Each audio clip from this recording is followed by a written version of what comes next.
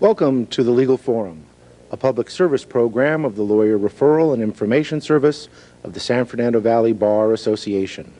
Today's topic for discussion is workers' compensation. Does it work? Dave's guests today are Attorney Jack Goodchild and Attorney Dean S. Brown. I'm Leon F. Bennett, and now the host of Legal Forum, David Hagen. Thank you, Leon, and welcome to Legal Forum, the legal affairs show sponsored by the Lawyer Referral and Information Service of the San Fernando Valley Bar Association. Today's show deals with workers' compensation and asks the question, does it work? We've heard so much in the media lately about our workers' compensation system here in California. The system's been caught up in the state's budget crisis. Premiums are rising, making it very expensive for businesses to purchase coverage. We thought that this would be an important topic then for our viewers to know a little bit about. Today's guests are among the best in the business, and we're fortunate to have them both on the show. Let's meet them. Jack Goodchild has been a practicing attorney for 27 years. He is certified by the State Bar of California as a specialist in the area of workers' compensation. He tells me that he was among the first in California to obtain this certification. He primarily represents applicants in the worker compensation system, and his office is located in Encino. Jack, welcome to the show. Thank you. Dean S. Brown is a partner with the law firm of Perlman, Borska, and Wax in Encino. He has practiced in the area of workers' compensation for 14 years, primarily representing employers, insurance companies, and administrators. Dean, welcome to the show. Thank you. Between the two of them, our guests have more than 40 years of collective experience in this field. Thank you both for being here today. Let's get right to our topic. Dean, what is workers' compensation? Well, simply, it's a legal system intended to provide benefits to employees that are injured at work. It provides benefits such as medical treatment, reimbursement of lost wages in some fashion if they can't work for a temporary period of time, as well as money for permanent loss of inability to work in some fashion. There are other benefits as well that are provided, and that's basically the legal system, what it was intended for. Are all employees supposed to be part of this system? Yes. Supposed to be. If they are, in fact, an employee, they can be part of that system, yes. Okay, Jack, why do we have a law that benefits employees like this in California? Well, I think it would be helpful to look back at history a little bit and to look back to when we didn't have a workers' compensation system, and I'm referring to the late 1800s and the beginning of the 1900s. If you recall, that's when the Industrial Revolution was occurring. People were suffering grievous injuries from machinery that was being used, and there was a lack of safety laws and so on down the line at that time. And the bottom line is that there was a dilemma, because the only system that an injured employee could seek redress from at that time was the tort system. And they would have to show that there was, in fact, no contributory negligence on the part of the employee in order to collect. But if they could collect, they could put a company out of business. And that was not a satisfactory situation. But was the intent to provide benefits and protect employees or employers, or both? Well, it's both is the answer. The acts that came about, including the Boynston Act in 1905, were referred to as the compensation bargain. And they were a trade-off of giving up the rights that an individual would have in civil court for general damages, jury trial, and so on down the line, in exchange for a no-fault system, so that the employer could not say, well, you looked the other way and you caused your own injury and therefore you can't collect. This is a no-fault system that we have. And regardless of who's to blame in causing an injury, compensation is supposed to be paid. So the fault element has been pulled out of this system That's to provide right. benefits. Right, and in exchange, the benefits were severely limited. All the benefits in workers' comp are all statutorily determined, and they're limited so that in some situations they're inadequate. Dean, has that turned out to provide benefits or a benefit to employers as well? Well, unfortunately, as you can probably see if you read the newspapers and know what's going on in California as far as employers are concerned in the work comp system, that really is not necessarily true. We're not getting enough protection for the employers, and it's causing employers to go out of state. They can't afford premiums and so forth. And in part, that's because of how the system has come about to this point, and the fact that there are not enough protections for the employer and possibly the insurance companies and the people that administrate workers' compensation benefits. But you do like the premise of taking the fault out of the system? I'm not sure if I like that premise. They brought about that premise in part to take it out of the civil arena, and that is one of the benefits that is present for the employer, that for the most part, although there are limited situations, a worker who has an injury is limited to the workers' compensation forum and legal system and can't file a claim in a civil matter, although there are situations where that can occur as well. But that no-fault system was brought about for that purpose, I believe. Now, you represent primarily businesses and feel that the law doesn't protect businesses enough. Jack, you on the other side, does it represent or protect businesses enough? It protects businesses too much because fault doesn't play a role, with very limited exceptions. Even if an employer is at fault in causing an injury, there's no entitlement to general damages, there's no compensation for the effect upon an individual's family or spouse and the loss of consortium, and there's no compensation for the effect of the injury on non-industrial activities, such as enjoying your life or even performing a second job that wasn't involved in the injury. Mm-hmm. Mm-hmm. What are an employee's basic rights in the workers' compensation system? The basic rights are to receive medical treatment for an industrially related injury, to receive compensation, which is called temporary disability, while you're unable to work because of that injury, until your condition stabilizes. And at that point, a determination is made as to whether you've sustained permanent disability. If you have,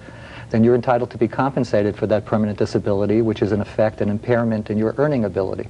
And that's what the system is set up to do. Then in those situations where the individual cannot return to the job that they were doing when they were hurt, there's something called vocational rehabilitation, which is intended to help them return to the job market. Well, I mean, that sounds pretty good, but Dean, is that too much, not enough? Well, it might be enough for the real workers' compensation claim, the ones that are not exaggerated, possibly fraudulent, possibly misrepresented. Unfortunately, a large majority, in my opinion, of the workers' compensation claims are falling in that category. If you have a real workers' compensation claim where somebody is not exaggerating the nature and extent of their complaints, then the system works well. Unfortunately, where the employer is not protected is this latter situation where the claims are not exactly forthright. Well, you know, let's come back to that issue in just a few minutes, because we've reserved some time today to talk just about those issues. But let's hold that thought for a minute. I want to ask Jack, what is the typical claim for workers' compensation? Is there any kind of typical claim? Yes. I mean, probably the most common injury is a person who lifts a box and hurts their back, the kind of thing that happens every day in the course of commerce. But there are really two types of workers' compensation injuries statutorily defined. One is a specific injury that occurs on a specific date, and those are the injuries typically where there is less controversy. Then there is also another creation of the legislature called a continuous trauma, and that encompasses injuries that take place over a period of time, from micro-trauma, from stress and strain, from repetitive use injuries, and that kind of thing. Interesting. Same kind of thing, you would agree? Typical claim? Is there any typical? Yeah, there is a typical claim. The typical claim that I see is what he said. You have a minor injury of some sort or an injury of some sort. It might be to the arm, to a leg, and they then go for treatment. But what typically happens with the cases that I get is they go to one of the renowned treating doctors in our industry, whoever they may be, and it turns into from an arm to a bilateral arms, to the neck, to the back, to the legs, and then the psyche comes into play, and these claims turn from a right upper extremity claim to a entire body claim, and that's really the typical claim. It might not be to that extent all the time, but frequently that's what we see. So if I hear the two of you correctly, and I'll use an example of my law office, if someone falls out of a chair, that's a single incident, and that's one type of injury. That's correct. The other type of injury would be a repetitive kind of situation that comes on over a period of time, much like typing or something like that. Exactly. Okay, and the second type is much more difficult to prove and deal with, I would imagine? It is, because you can't look at it or point your finger at it. You can't take a picture of it. You simply have the testimony of the individual who's experienced it, and then you call on expert testimony to document whether that type of activity can result in the type of harm claimed. Interesting. How is this system funded? Who pays for these benefits?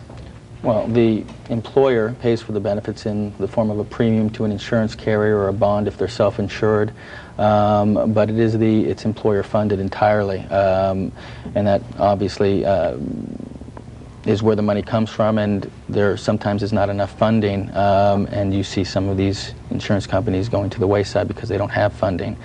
So right now, for the benefits that are provided to an injured worker, it all comes from the actual employer in the form of a premium, although the adjudication system, the work comp system, is run and paid for by state funding. So the adjudication is paid with tax dollars, and the benefits are paid by insurance. That's correct. Insurance companies. Insurance, which is mandated by the law. Is workers' compensation insurance required to be purchased by every employer? Yes, unless they're allowed to self-insure themselves for workers' comp. If they're not, they've violated the law, they're subject to penalties, and there is an organization called the Uninsured Employers Fund that will step forward and defend and pay these claims if they're compensable. So if I don't have insurance as an employer, my employees can still get benefits from the Uninsured Employers Fund? That's correct.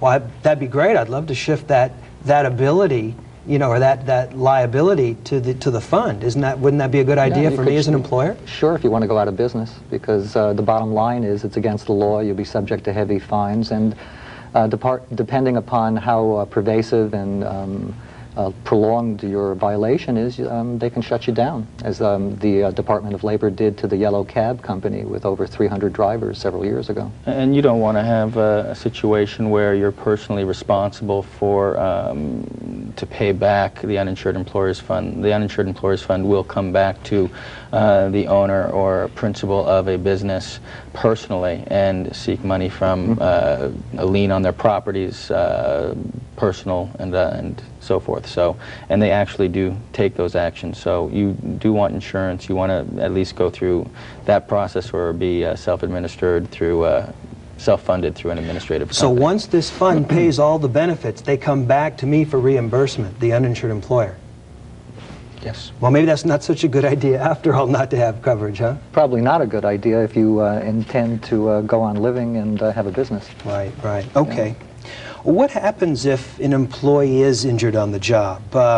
Let's say someone is lifting a box and they hurt their back.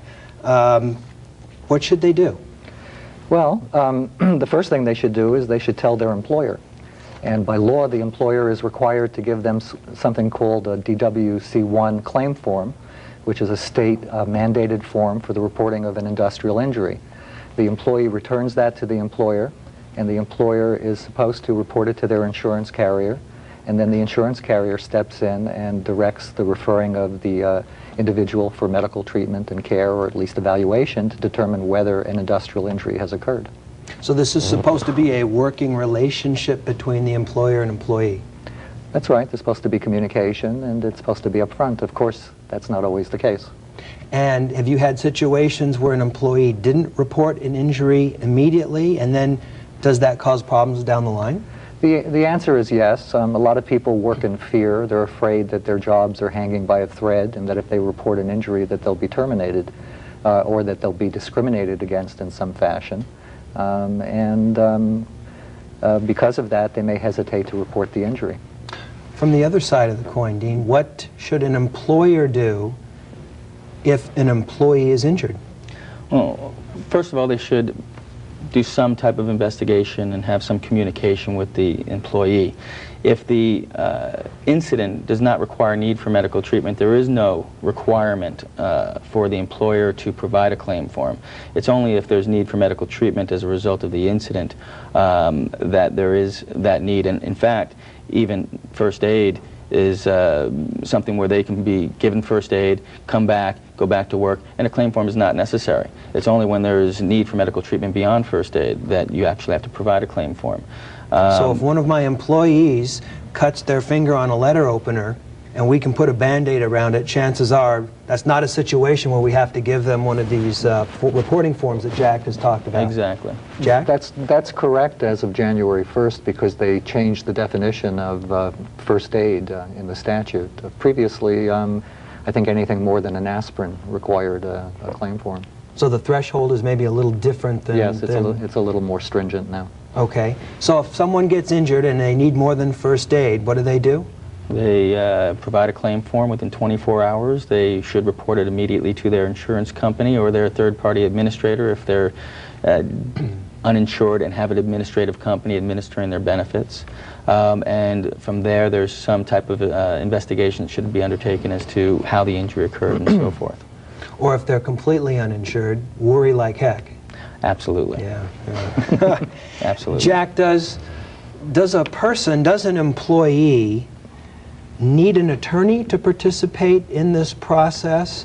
And I know you're going to say yes because we're all attorneys here, but why? Why is it important that an attorney be involved? The honest answer is you need an attorney if you have an injury that's serious enough to affect the way your life is going or your ability to work or so on, because it's a big, and I'm talking here about more serious injuries, it's a big change in your life, it's a big transition, it's a passage, and you need legal guidance to make sure that you're taking advantage of all the rights that you have, to make sure that you're not being taken advantage of. Okay, does an employer need an attorney, and when? Well, in part, let me respond to, if I may, for a moment. Sure. Obtaining and having an injured worker obtain an attorney is important, I'm sure. A lot of times, though, when they get attorneys and they have this very nice job and they had this minor injury, it ends up turning into a lot more than what they had probably anticipated, and possibly it turns into something where it might affect their job in that they didn't anticipate this injury to be such that they would have to stop working or lose time from work. And it starts a ball rolling that sometimes does not necessarily need to start rolling. As far as an employer is concerned, I believe it's important to obtain legal representation at a certain point in time. But then again, the employer usually has a claims administrator that knows workers' compensation and can assist in the administration of the claim and determine when an attorney is necessary for an employer. Typically, an employer has you brought in through the administrator or through the insurance company? Yes, and a lot of times I represent the employer who has a desire to have my firm on all of their workers' compensation claims, so they might request, have more power, depending upon what role they play. They might have more power to get an attorney on the file a little earlier than otherwise. Jack, you talked about a person who has fear that they could get fired for filing a claim. Can that happen? Is that legal? It happens all the time, and it's not necessarily legal. It's usually illegal. It depends upon whether the employer is small enough that they can't keep on doing their business without replacing the person who's had to take time off. In essence, it's called the business necessities defense. But the bottom line is that the law says that you're not supposed to be fired or discriminated against in retaliation for seeking workers' compensation benefits. And if you are, that's part of what your attorney does for you. He files an additional pleading against the employer. It's called the Labor Code 132A application, and he seeks additional benefits. It also puts the employer on notice that the employer should consult with his or her own attorney and make sure that they're complying with the law. So there's pretty harsh penalties for... There are. But there are some exceptions. Well, as he said, there's a business necessity rule that will be a defense to what's called a 132A claim, a discrimination claim. But again, the termination has to be as a result of the claim or because the claim was filed. There are many reasons why an employee might be terminated. It might have nothing to do with the work injury. So it depends on the situation. They are certainly not supposed to terminate or fire someone because and as a result of the filing of a workers' compensation claim. Let's touch for a minute now on this issue of fraudulent claims. And I've noticed some tension already here between the two of you, defense counsel and applicant's counsel. And I know that you both have the utmost respect for each other. That was one of the premises or the preconditions for both of you being so gracious to come onto the show. But tell me a little bit about what you see from your perspective, Dean, with these fraudulent claims.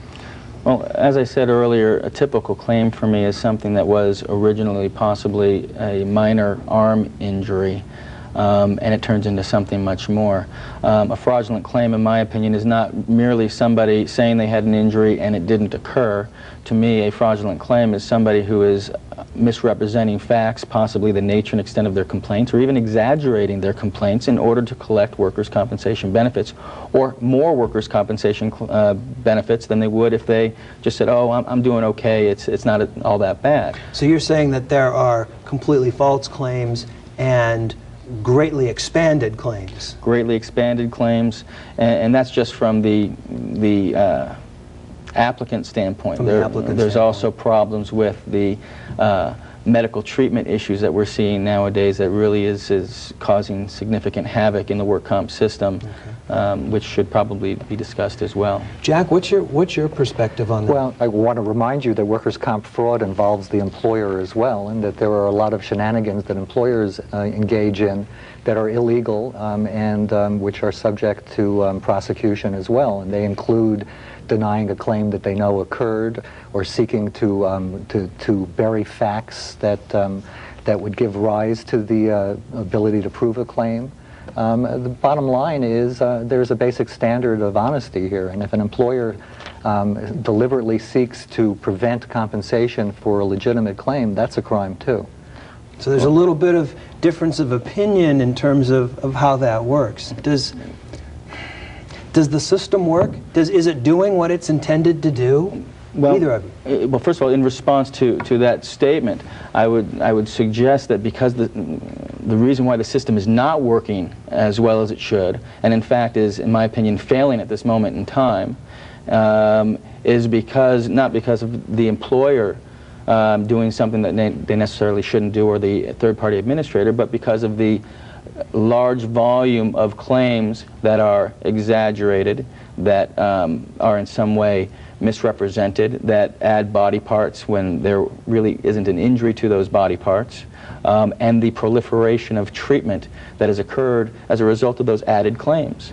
And because of this proliferation of treatment and the proliferation of these claims that might start here, claim might start with just the arm and then turn into something else, we have a large expense that's out there for a claim that might have been a 2-month situation where you receive treatment for 2 months and it turns into a 2-year period of treatment. The doctors are getting rich and so forth, and that's causing the problem with the work comp system. I would respectfully disagree with his synopsis, with Dean's synopsis of the situation. In my mind, when an individual has an injury, it becomes a medical issue and you defer to medical specialists. And if in fact an injury to an arm results in something like reflex sympathetic dystrophy, it can very well affect their legs, their arms, their back, the other arm, in fact their entire being, cause a psychiatric injury, and render them totally disabled. So what we need to be is case specific as opposed to making generalizations, and to throw the baby out with the bathwater, as I believe the defense industry would like to do, is not a solution to these problems. And we need to remember that if we get rid of the workers' comp system and we limit those benefits, we're back in the tort system with general damages and putting companies out of business. Quick response to that? Well, quick response is we obviously have to do something, and we're generalizing because there's thousands of claims, and you can't be case specific. We need to do something with the work comp system to reform it, and I'd ask Jack what he probably thinks would be the first order of business. My personal opinion would be deal with the medical treatment as far as protocols and charges, and if Jack agrees, then I would think that that would seem to infer that it's not necessarily something that's a problem on the employer carrier side. I don't think that this is a system that we could design a fix here on the show in the last couple of minutes that we have, but I think that we could all agree that there are some problems that need to be rectified in the system, and that's why it's getting so much media attention. Would you both agree to that? I think that's true, and I think that any reform needs to involve everybody involved in the system. That hasn't happened in the past, and I think the best way to reform the system would be to take the attorneys and the judges who deal with it every day, the claims adjusters who deal with it every day, the doctors who deal with it every day, and have them all be participants in a colloquium in order to determine what can be done to make the system run more effectively. What's happened in the past is it's been a very political process. Let me ask you this, to get away from that just for a minute, very quickly. Where does someone find a lawyer if they find themselves enmeshed in the system? Well, there are a lot of different ways to find an attorney, good ways and bad ways. Probably the best way to find an attorney is to know somebody who's already been represented by that attorney. But if you don't know someone, then you need to turn to other sources. You can talk to other attorneys who may know specialists in the area of law you're interested in. You can talk to a lawyer referral service, such as the San Fernando Valley Bar Lawyer and Information Service. Their numbers in the book? And their numbers in the book. Okay. And they pre-screen the attorneys, and they make sure that they're competent, and therefore you can be assured that you're going to get a good result. A little more difficult to find an attorney if you're an employer, Dean? Absolutely. Again, a lot of employers, like Jack said, they might know other people, other friends that have had problems. Usually, for an employer, they'll go to their insurance carrier, their third-party administrator, and they will obtain legal representation for them and provide them a list of attorneys that they believe are appropriate. If you're uninsured, obviously it becomes a much different problem, and expensive problem. Expensive problem, but even finding an attorney might be a little bit more difficult. Right, right. Well, you know, that's all the time we have. Our time goes so quickly on this show, and I would love to continue to hear more about this from both of you, especially from your two different perspectives of this system, but we're simply out of time. I want to thank both our guests for being here today. I think it is our guests that really make this show more interesting. Legal Forum is sponsored by the Lawyer Referral and Information Service of the San Fernando Valley Bar Association, with the hopes of making the legal system a little easier to understand for our viewers. Thanks for watching. This is David Hagen wishing you every success in your legal affairs. Until next time, bye-bye.